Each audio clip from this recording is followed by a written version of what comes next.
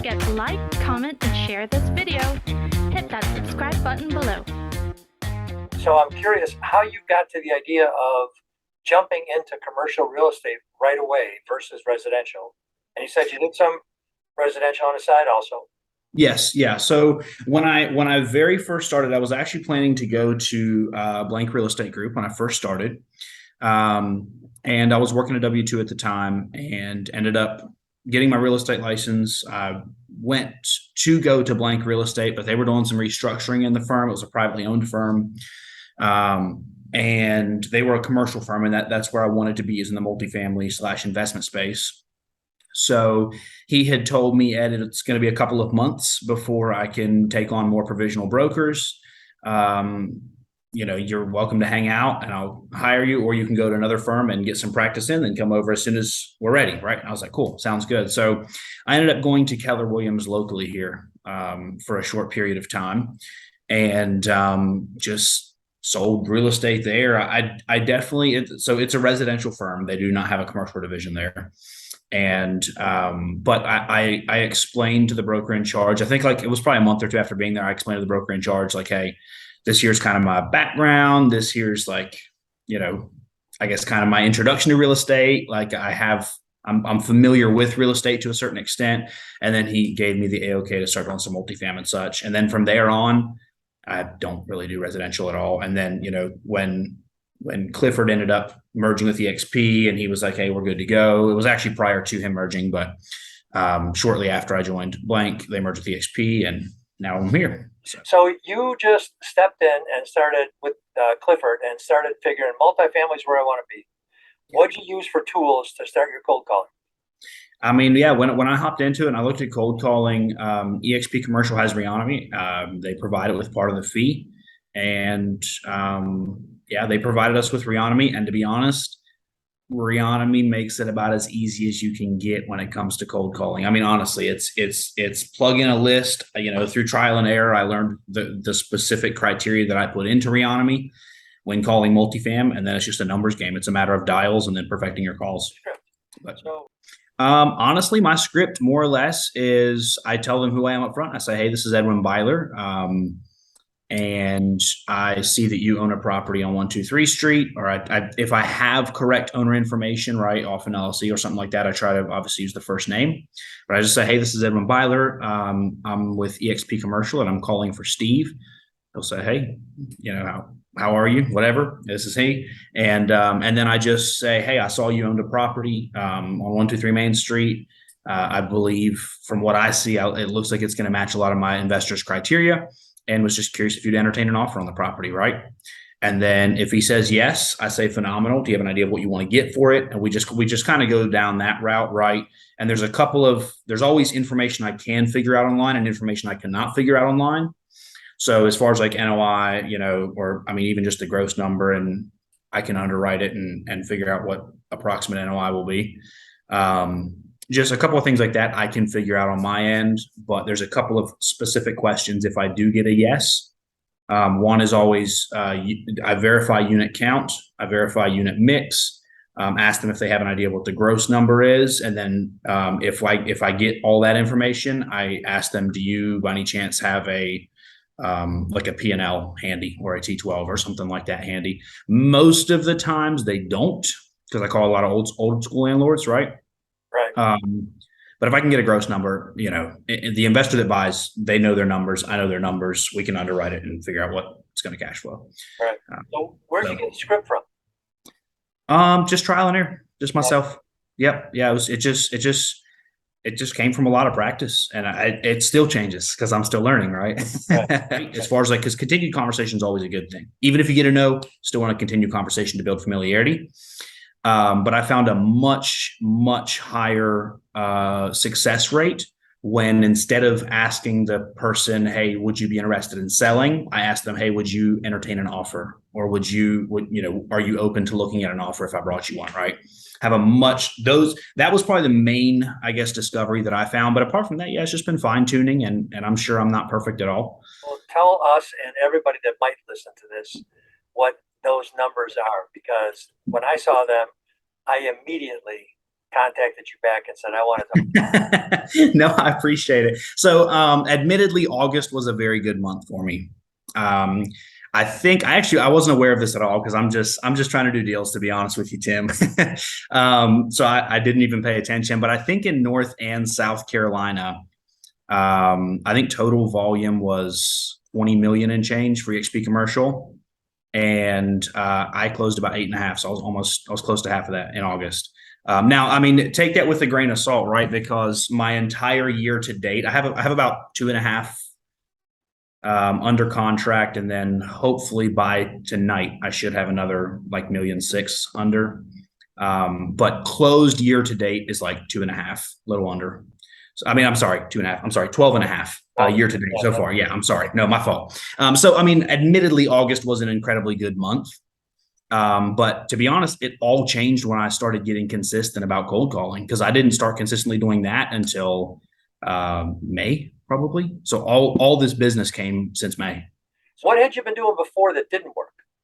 I mean, yeah, majority of people don't answer, and majority of people that do, don't want to sell, and that's fine, right? I own residential, investment property. I don't want to sell, right? Some of that stuff. So like, that's totally fine. It's not about convincing somebody to sell. It's about finding the person that does want to, right? And so that's why it's a numbers game. I think like it's all a myth until somebody sees it happen, right? You can tell them 1,000 times. They just need to do the work and watch it happen. I think I definitely see that a lot. And then on the flip side, I think people drastically overestimate how many calls they make in a week. Yeah. And so like I had a gentleman that I knew, and we were kind of calling together on a lot of stuff. And when I started locking some stuff up, or I had a bunch of deals and all that, I had talked to him, and I was like, he was like, man, you have a lot. Like, I've been calling consistently. Like, what's going on? I said, how many days a week are you calling? And he was like, usually like 2 or 3.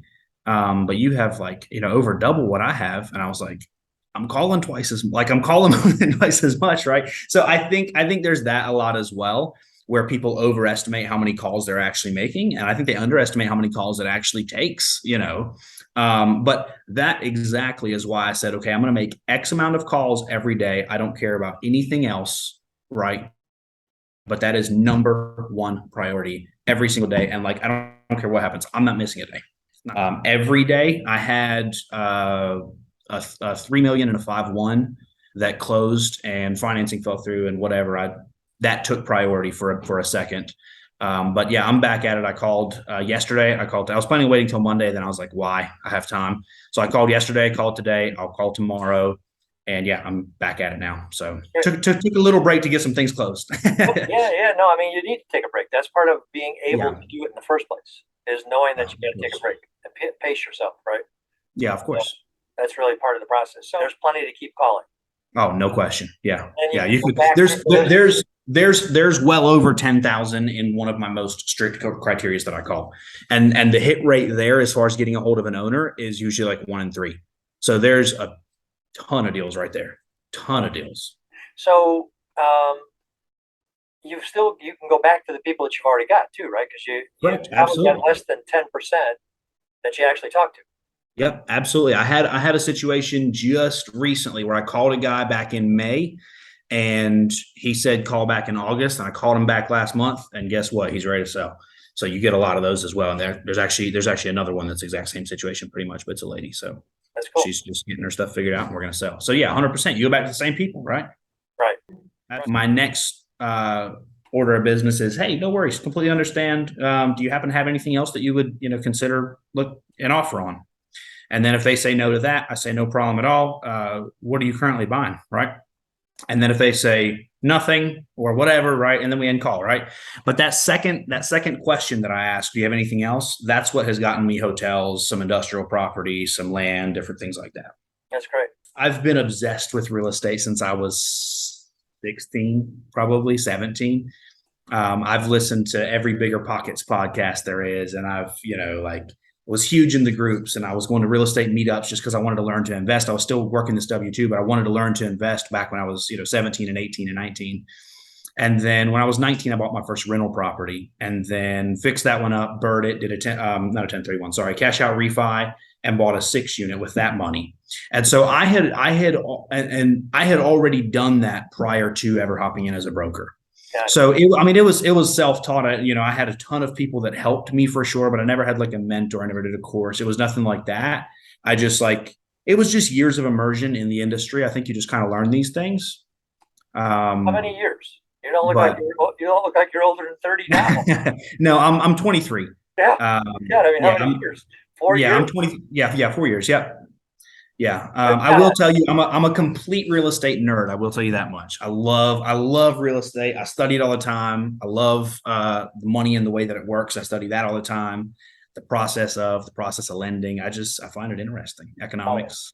I love it. That's awesome. I just like talking, Tim. It's been a pleasure. I just like chatting with people about real estate. I'm very passionate about it. I agree. I want to do this again, and I want to save, be respectful of your time. So I appreciate it. I want you to say hello to Sarah. Okay. Hello, Sarah. There you go. Say it again. Hello, Sarah. How are you? There you go. There's somebody that I have in mind that I would love to see this, and it would just be her looking at it. Let's do it. Because she's 27. Okay. And she would love to be able to be in the commercial real estate industry. Her mom's in residential. She's got an inactive license. And I've been talking to her. I actually was going to hire her as an assistant about 9 months ago, but she had some other plans. And then she called me back about a week ago and said, "Hey, I'm ready to go. What else do you got?" And so I told him, I said, "Man, are you calling?" He said, "No." I said, "Well, call. It's been working for me. So call." So he got back to calling, right? Brand new agent. And I had given him a list of questions to ask the owner, and he didn't know how to underwrite a deal yet. He didn't know a lot of those things. So I told him, I said, "When you collect this information, call me and we'll talk." Well, he calls me a couple of days after that conversation, said, "Ed, I got a guy with a 72 unit in Winston-Salem." And that's the 5-1 we closed, right? And so fast forward a little bit, he didn't know anything. He didn't have the knowledge. All he did was talk to somebody, being me, that did know how to underwrite and all that. He collected the information, gave a script that a preliminary script, right? And all props to him. He did the work. He made the call. And his first closing ever was a 6-figure commission check, right? It's incredible. That's his first closing ever. I love it. It was $5.1 million, and it was phenomenal. So I love it. Anyway, I love it. If that's any consolation, it's just making the call. It's just you got to keep him working though, because he's going to think that's probably 3 years worth of salary for him, right? Right? Yeah. More. Not. It was about 2 years. 2 years. Okay. So he was making good money as a mechanic as well. But it was 2 years of salary, but no worries. He's not the type to sit. That motivates him, not satisfies him. So he was calling today. He found another 32 unit up in Asheville we're analyzing right now. So I love it. I love it. All right, do me one other favor. You've got my email now because I just sent you an email. Yes. Maybe you don't. I'll text it to you regardless. Okay, text it to me. That's good. Yeah. Send me the list of qualifying questions. Sarah will love it. Perfect. I will. 100%. Yep. Right. It's just a couple of basic ones, and then you got to know what to do with the information and find out if it's a deal. That's it. So. Yep. Yeah, 100%. We can get you a deal somewhere in the works, okay? Let's do it. Let me know. Right. Let me know. I'd love to do a deal with you. Hey, it's a pleasure getting to meet you. I love your energy. I'm going to call you again, and feel free to call me with anything, all right? Thank you so much, Tim. It's been an absolute pleasure. All right, Ed. Thanks. We'll talk to you later. Bye. Bye. Give me a call. Tim Lennon, 404-368-2607.